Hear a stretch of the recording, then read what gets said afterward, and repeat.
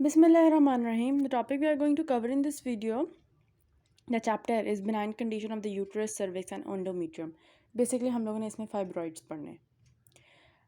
Benign condition से start करते हैं. यूट्राइन सर्विक्स है, उसकी थोड़ी सी एनाटमी डिस्कस की हुई है. 2.5 से 3 सेंटीमीटर की होती है लेंथ में सर्विक्स. उसका जो एंडोडर्मल लाइनिंग होती है that is from columnar epithelium, simple columnar epithelium और एक्टोसर्विक्स जो होती है वो non keratinized stratified squamous epithelium and has a pink surface. दोनों के दरमियान एक जंक्शन होता है, स्क्वामो कोलमनर जंक्शन. और अगर इन केस ये non keratinized stratified squamous epithelium,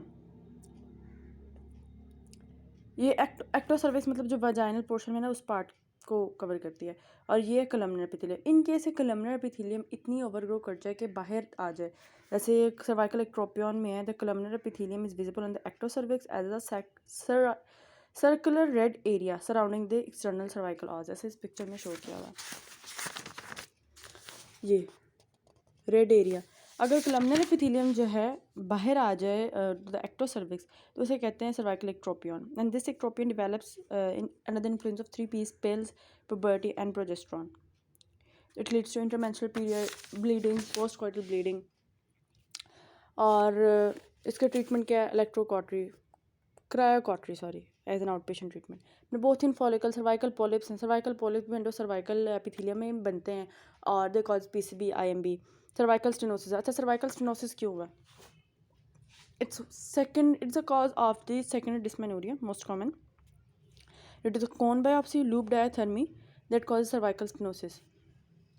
कोई भी लेट सपोज सर्वाइकल कैंसर था, उसके लिए कोन बायोप्सी ली या लूप डायथर्मी की, relate to cervical stenosis. Stenosis की वजह से क्या होगा? अब यूट्रस में जो पीरियड मेंस्ट्रुअल साइकिल का ब्लड है वो जमा होता रहेगा. It will lead to haematometra and cyclical dysmenorrhoea. ठीक. फिर बिनाइन एंडोमेट्रियल कंडीशन है जिसमें एंडोमेट्रियल पोलिप है. Endometrial outgrowth contains a variable amount of gland, stroma, blood vessels. वो उस पोलिप का high risk for endometrial polyp development include obesity, late menopause, use of partial estrogen agonists like tamoxifen, hormone replacement therapy भी थी, तो उन खवातीन का ज़्यादा चांसेस है ऐसे एंडोमेट्रियल पोलिप बने. इनको कैसे रिमूव करते हैं? इनका कैसे डायग्नोस करते हैं? पहले ट्रांसवेजाइनल अल्ट्रासाउंड स्कैन और आउट पेशेंट हिस्टेरोस्कोपी या सैलाइन फ्यूजन सोनोग्राफी पे. और इनको कट किस तरह करते हैं? हिस्टेरोस्कोपिकली इनको आउट पेशेंट क्लिनिक में ही कट किया जाता है. फिर आ जाता है हमारे पास एशरमैन सिंड्रोम. इट्स इंपॉर्टेंट, और इम्पॉर्टेंट इस तरह है कि एशरमैन सिंड्रोम में basically there is either overzealous curettage of the uterine cavity during surgical management of miscarriage, DNC करते वक्त, और फॉलोइंग पोस्टमार्टम हेमरेज. जिस भी कंडीशन कॉज की वजह से पोस्टमार्टम हेमरेज ज़्यादा था या फिर मिसकैरेज था, उसको डील करते, डीएनसी करते, कोई भी वजह से जिसमें ओवरजिलस क्यूरेटेज हो गया या फिर कोई एंडोमेट्रियल इन्फेक्शन हो गया, endometritis. Overzealous curettage and endometritis की वजह से it leads to Asherman syndrome. Basalis, spongiosum और कंपैक्टा होते हैं 3 लेयर्स. बेजालिस और स्पंजियोजम तो शेड होती है, कंपैक्टम नहीं होती, जो कंपैक्टा लेयर है. तो ओवर क्यूरेटेज में क्या होता है? तीनों लेयर्स खुरद जाती हैं बहुत बुरे तरीके से. So endometrium can not grow, different adhesions और फाइब्रोसिस हो जाती है. Irreversible damage of the single layer thick basal endometrium does not allow normal regeneration of the endometrium. ऐसे कंडीशन में को ट्रीट कैसे करते हैं? सबसे पहले तो हिस्टेरोस्कोपिकली जाते हैं, इंट्रायूटेरिन एडियंस को काटते हैं और फिर आईयूसीडी प्लेस कर देते हैं ताकि जितनी भी एंडोमेट्रियम है थोड़ी सी रहती है तो वो अच्छे से ग्रो कर जाए. और benign legends of the myometrium. Myometrium में क्या है? मायोमेट्रियम के जो बहुत इंपॉर्टेंट है फाइब्रॉइड्स और एडिनोमायोसिस. फाइब्रॉइड्स क्या है? बेसिकली लियोमायोमा होता है, benign tumour of the uterine smooth muscles. Leiomyoma नली पैरस में, ओबीज वीमन में, या फैमिली हिस्ट्री जिनको ज़्यादा हो, या अफ्रीकन डिसेंट, उन खवातीन में मोस्टली चांसेस हैं फाइब्रॉइड्स के होने के. Fibroids can arise separately from the uterus adjacent to the broad ligament, presumably from the embryonal remnants. तो कहीं से भी अराइज कर सकता है. What are the signs and symptoms? ये बहुत इंपॉर्टेंट है, वेरी वेरी इंपॉर्टेंट. यूएचएस में ये तो आते ही आता है, क्वेश्चन आते ही आता है. 3 चैप्टर्स हैं, चैप्टर 11, 12 एंड 13. उसमें से एक ऐसे क्यों आता है, और पिछले साल फाइब्रॉइड वाला आया था. Let me show it scenario. क्या 35 year old para 2+2 with 20 week size of mass abdominal. Para 2+2 2 से देखें, 2 अबॉर्शन उसके हो चुके हुए हैं, रिकरेंट अबॉर्शन हैं, प्रेगनेंसी ठहर नहीं रही यहाँ पे. Diagnosis of fibroid uterus, what are the signs and symptoms? Signs symptoms में यहाँ देखें, अब normal uterine bleeding, HMB and IMB के साथ reproductive failure, subfertility, recurrent pregnancy losses. इसलिए पैरा 2+2 है. bulk effects और adjacent structures in the pelvis, pressure, pain, bladder and bowel dysfunction, abdominal distension. तो इन सारे साइंस एंड सिम्टम्स के साथ आती हैं ख़वातीन।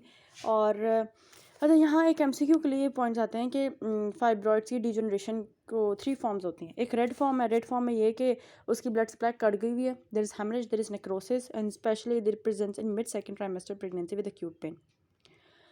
ये रेड फ्लैग होता है, ये रेड फ्लैग होता है, ये और बहुत पेन करता है बेसिक। हाईलाइन जो है इसकी degeneration, asymptomatic softening liquefaction of the fibroid. Cystic जो है इसकी डिजनरेशन, सिस्टिक डिजनरेशन में क्या होता है कि कैशिएटिंग नेक्रोसिस होती है, सेंट्रल नेक्रोसिस होती है, नेक्रोसिस के अंदर कैल्सिफिकेशन हो जाती है, calcium deposition leading to calcification. और मैलिग्नेंट और सार्कोमेटस रेयरली होता है कि फाइब्रॉइड्स की डिजनरेशन हो। और अदर क्लिनिकल फीचर्स में एक तो पेशेंट सिम्टम्स और साइंस के साथ सिम्टम्स के साथ आता है। आप कैसे करते हो, आप abdominal एग्जामिनेशन करते हो, you will find film mass, immobile or maybe mobile film, irregular mass in the pelvis, and you will have the symptoms की menstrual disturbance है, pressure, bulk symptoms, urinary frequency, infertility। अब इसमें से ये picture देखें, cervical fibroid, सब सिरोजल fibroid, सब mucosal fibroid, intramural fibroid. कहते हैं कि सब म्यूकोजल सबसे ज़्यादा ये बहुत ज़्यादा तंग करता है, फर्टिलिटी, सब फर्टिलिटी कॉज कर देता है। और इंट्राम्यूरल अगर ये 5 मिलीमीटर से बड़ा हो तो ये भी मसला करता है।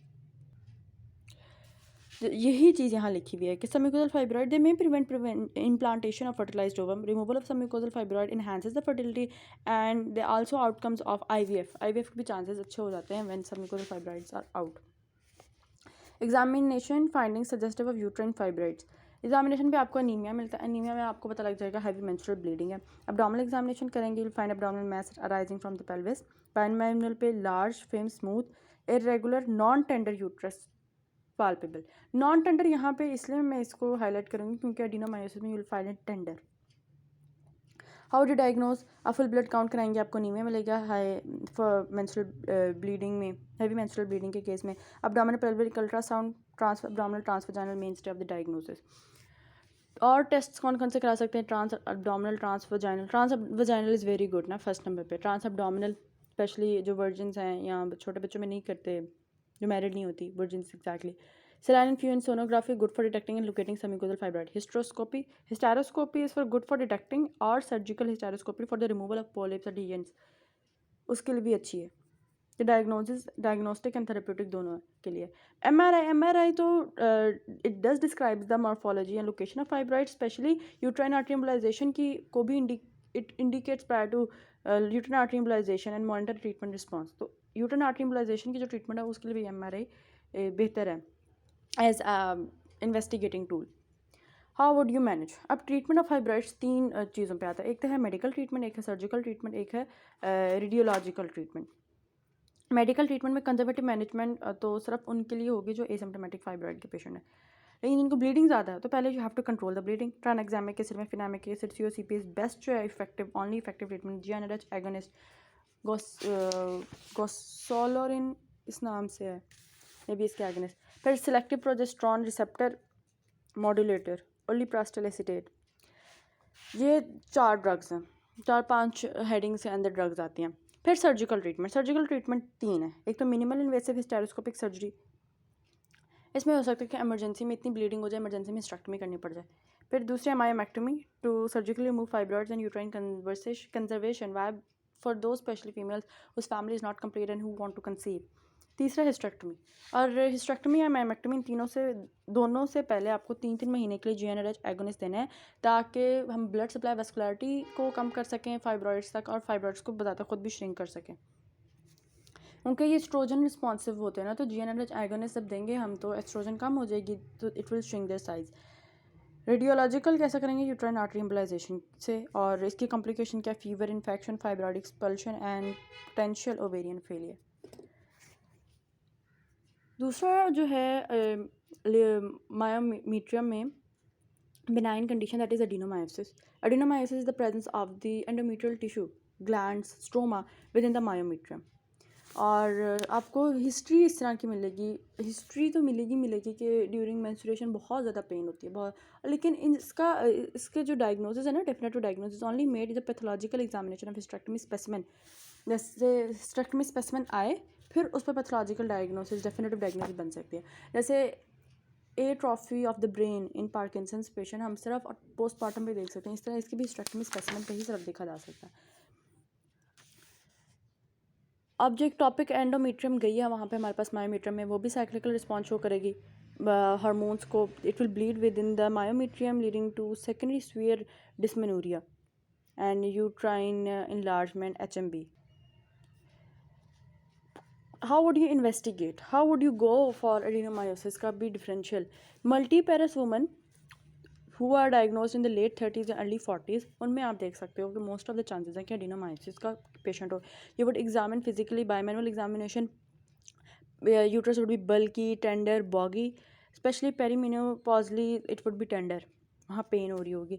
अल्ट्रासाउंड एग्जामिनेशन में you will see a haemorrhage filled distended endometrial gland, और MRI it's the best gold standard, it's the investigation of choice, although it's expensive but it will tell, it will gives the images, it gives the images of the myometrium, endometrium and adenomyosis। जैसे ये MRI के hemorrhagic spots नज़र आ रहे हैं, ठीक। How would you manage? Again management वही होगी क्योंकि ये हार्मोन्स को रिस्पॉन्स करें। अगर हम हार्मोन को सूडोमेनोपॉज में ले जाएं, एमेनोरिया कोई भी ऐसा ट्रीटमेंट जो एमेनोरिया करा दे, जैसे GnRH एगोनिस्ट हो गई, levonorgestrel intrauterine system, depot provera, GnRH antagonist, वो इसको तब तक के लिए ठीक कर सकते हैं जब तक के चल रहा है, लेकिन एंड पे जो है इसका definitive diagnosis, definitive treatment that is hysterectomy. And this is all about the chapter. जज़ाकल्लाह खैर।